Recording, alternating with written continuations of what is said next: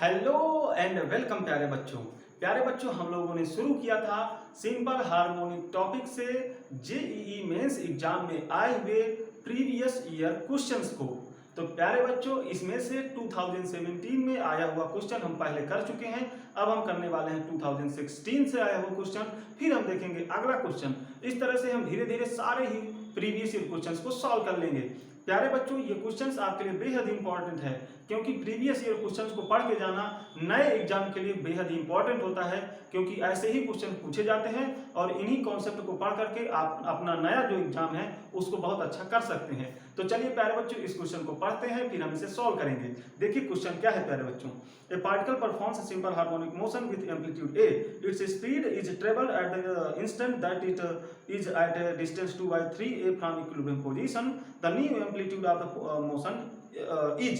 तो प्यारे बच्चों देखिए क्वेश्चन को हमने पढ़ लिया है और अब हम इसको यहाँ पर समझते हैं कि यहाँ पे क्या कहा गया है, फिर हम इसे बड़ी आराम से सॉल्व करते हैं। तो देखिए यहाँ पर प्यारे बच्चों उन्होंने ये कहा जैसे कोई पार्टिकल है वो यहाँ पे ऐसे ऐसे मान लीजिए एक्सेशन कर रहा है। प्यारे बच्चों उन्होंने कहा कि इस पार्टिकल का जो एम्पलीट्यूड है वो कुछ इतना है, मतलब ए है, ठीक। इनिशियली उसका एम्पलीट्यूड इस तरह से है। अब उन्होंने कहा कि पार्टिकल जो है जब मीन पोजीशन से इतनी डिस्टेंस पर था, कितनी डिस्टेंस पर, 2/3a डिस्टेंस पर, तो जो इसकी स्पीड रही यहाँ पर, मान ली कि इसकी स्पीड v है, तो इस स्पीड को 3 गुना कर दिया गया, तिगुना, ट्रेबल, यानी 3v। तो अब इसका नया एम्पलीट्यूड क्या होगा ये हमसे पूछा गया है। तो प्यारे बच्चों सबसे पहले तो हम ये जाने कि आखिर इतनी डिस्टेंस पर v है कितनी, ठीक। ये तो हमने मान लिया कि v है, तो v आखिर कितना है सबसे पहले तो ये चाहिए।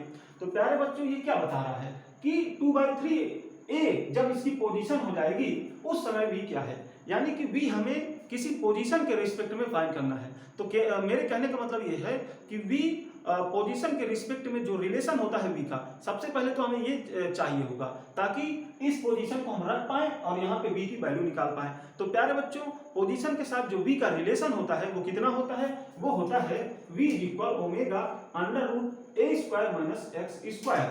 यही यहाँ पर क्या होता है, ये प्यारे बच्चों एम्पलीट्यूड होता है, ये पार्टिकल की पोजीशन होती है और ये उसकी एंगुलर फ्रीक्वेंसी होती है। तो अगर ये तीन चीजें पता है तो आप स्पीड बहुत आसानी से निकाल सकते हैं किसी भी पोजीशन पर।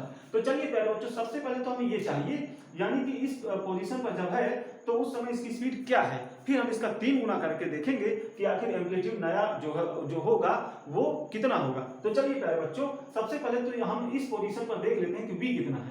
तो v equal omega under root, इसके लिए जो एम्पलीट्यूड है वो a ही हमने मान लिया है और a वहां पर दिया भी गया है क्वेश्चन में, ठीक है। तो यहाँ पर a ही रखे रहते हैं और देखिए यहाँ पे पोजीशन कितनी है, 2/3a का होल स्क्वायर, तो ये पोजीशन है। अब देखिए v कितना हो जाएगा, तो इसको सॉल्व कर लीजिए। देखिए क्या मिलेगा प्यारे बच्चों, देखिए अंडर रूट ये मिलेगा a square minus 4/9a square, है ना। इसको और आगे सॉल्व किया जाए तो ओमेगा यहाँ एलसीएम लेकर, सॉरी हाँ एलसीएम लेंगे जब, तो यहाँ पे जो अपान में 9 आएगा उससे 3 बाहर निकल आएगा और अंडर रूट में क्या बचेगा 9, यहाँ तो 4 में से सब्ट्रैक्ट करके 5a स्क्वायर ये मिलेगा।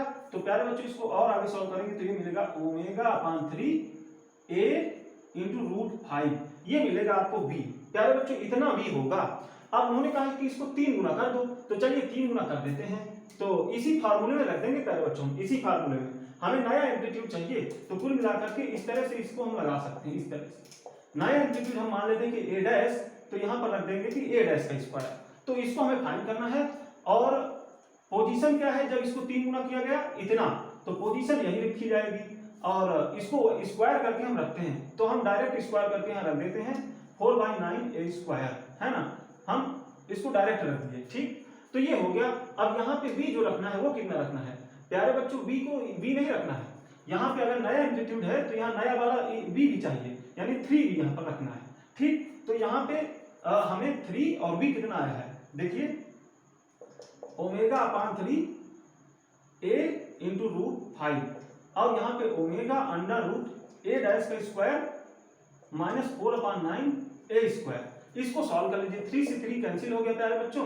अब देखिए इसको स्क्वायर कर लें, इस इक्वेशन का दोनों साइड स्क्वायर कर लें ताकि ये रूट वाला टर्म है वो हट जाए तभी हम ए डैश को निकाल पाएंगे। तो चलिए स्क्वायर कर लेते हैं। तो ओमेगा स्क्वायर ए स्क्वायर 5 बचेगा, इधर बचेगा ओमेगा स्क्वायर और अंदर बचेगा ए डैश स्क्वायर माइनस 4/9 का स्क्वायर ए स्क्वायर। ठीक है, तो ओमेगा स्क्वायर से कैंसिल हो जाएगा।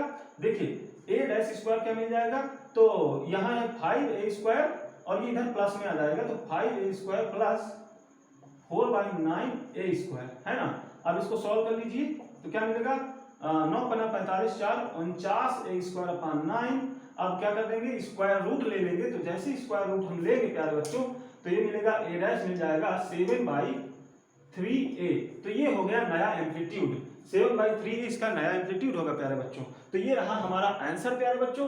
देखिए ये तो था वेलोसिटी का पोजीशन के साथ जो रिलेशन था उसको फाइंड करके हमने इसका आंसर निकाला। इसको एक तरीके से और निकाल सकते हैं, इसको हम एनर्जी कंजर्वेशन से भी निकाल सकते हैं। तो प्यारे बच्चों अगर हम उसको करने जाएंगे तो टाइम थोड़ा और बढ़ जाएगा आप लोगों का। मैं चाहता हूं कि वो क्वेश्चन मतलब उस मेथड से आप स्वयं ट्राई करें। किस मेथड से, एनर्जी कंजर्वेशन मेथड से। लेकिन अगर आप कहें तो मैं इसको सॉल्व कर दूं। चलिए मैं सॉल्व कर देता हूँ। ठीक प्यारे बच्चों, देखिए मान लीजिए कि जब ये पार्टिकल यहाँ पर है, हम ये सोच रहे हैं कि मान लीजिए कि कुछ इस तरह से है, किसी स्प्रिंग से बना हुआ पार्टिकल है प्यारे बच्चों, और वो इस तरह से एक्शन कर रहा है। अगर मैं ये मान लूं तो प्यारे बच्चों मान लीजिए कि यहाँ तक में जो एनर्जी होगी, जब स्प्रिंग यहाँ से यहाँ तक आ गई होगी, मतलब स्प्रिंग पे जो एलांगेशन है वो इतना हो गया होगा, तो स्प्रिंग पे यहाँ पे एनर्जी कितनी स्टोर हो चुकी होगी, तो वो स्टोर हो चुकी होगी 1/2 kx स्क्वायर। आपको पता होगा कि एनर्जी जो स्टोर होती है स्प्रिंग पे वो इस तरह से होती है 1/2 kx स्क्वायर। तो kx यहाँ पर कितना है, x यहाँ पर इतना हो चुका है, तो इसका स्क्वायर रखेंगे, इसका स्क्वायर यानी 4/9a स्क्वायर। तो यहाँ पे जो एनर्जी स्टोर हो चुकी है वो इतनी है प्यारे बच्चों। ठीक, अब उन्होंने कहा कि यहाँ पे जो स्पीड है तो प्यारे बच्चों v है। ठीक, इनिशियल कंडीशन में, तो इनिशियल कंडीशन में अगर एनर्जी यहाँ पर ये है और आपको पता होगा कि लास्ट में इसकी जो v है वो 0 हो जाएगी, तो काइनेटिक एनर्जी इसकी लास्ट में 0 हो जाएगी। और यहाँ पे जो कंडीशन है v, तो यहाँ पे kinetic energy v 1/2 mv square है। तो ये काइनेटिक एनर्जी जब इस कंडीशन से 0 तक पहुंची तो इस जो स्प्रिंग है वहां पे उसकी जो पोटेंशियल एनर्जी है वो और बढ़ जाएगी। ठीक है, इस सिस्टम की पोटेंशियल एनर्जी है, स्प्रिंग मास की जो पोटेंशियल एनर्जी वो और ज्यादा बढ़ जाएगी। ठीक, तो कितनी हो जाएगी वो हम बड़ी आसानी से निकाल सकते हैं, क्योंकि एनर्जी कंजर्वेशन क्या कहता है कि यहाँ से जो एनर्जी काइनेटिक एनर्जी जो खत्म हुई है वही चली गई है यहाँ पर पोटेंशियल एनर्जी के रूप में। तो मैं इसको ये कर सकता हूँ कि इनिशियल कंडीशन में 1/2 mv स्क्वायर और लास्ट में 0 है इज इक्वल जो पोटेंशियल एनर्जी लास्ट में है वो देख लो। तो इनिशियल पोटेंशियल एनर्जी कितनी बढ़ जाएगी, अगर ए तक, जब ये ए पर पहुंच गया है ब्लॉक, तो अब स्प्रिंग में कितना एलांगेशन होगा ए, तो फाइनल पोटेंशियल एनर्जी ये माइनस यहाँ पर जो थी वो है 1/2 ये k 4/9a स्क्वायर। तो ये तो इसको हम ऐसे लिख सकते हैं प्यारे बच्चों। ठीक है, तो इसको ऐसे लिख सकते हैं। और अब इसका अगर स्पीड 3 गुना कर दिया जाए, ठीक, तो अब ये स्पीड 3 गुना है तो ये कहीं और जाके इसकी स्पीड 0 होगी। तो यहां से यहां तक में कितना एलांगेशन हो जाएगा इस स्प्रिंग में वो हम बड़ी आसानी से निकाल सकते हैं एनर्जी कंजर्वेशन के द्वारा, कि अगर इतना एनर्जी यहाँ पर है 1/2 3v स्क्वायर, तो यहां से कितनी एनर्जी और ज्यादा स्टोर हो सकती है पोटेंशियल एनर्जी के रूप में। तो देखिए मान लीजिए कि ए डैश तक गया तो टोटल एलांगेशन कितना हो जाएगा ए डैश, तो मैं लिख सकता हूं 1/2 के ए डैश का स्क्वायर माइनस यहाँ पे जो एनर्जी थी, एनर्जी कितनी थी 1/2 के, और इनिशियल एलांगेशन तो यही था, मतलब इसी पोजीशन पर 3v भी किया गया है, तो इनिशियल तो एलांगेशन इसके लिए भी यही है, तो 1/2 4/9a स्क्वायर ही लिख सकता हूं। ठीक, इसको हम ये दो इक्वेशंस है इनको सॉल्व कर ले।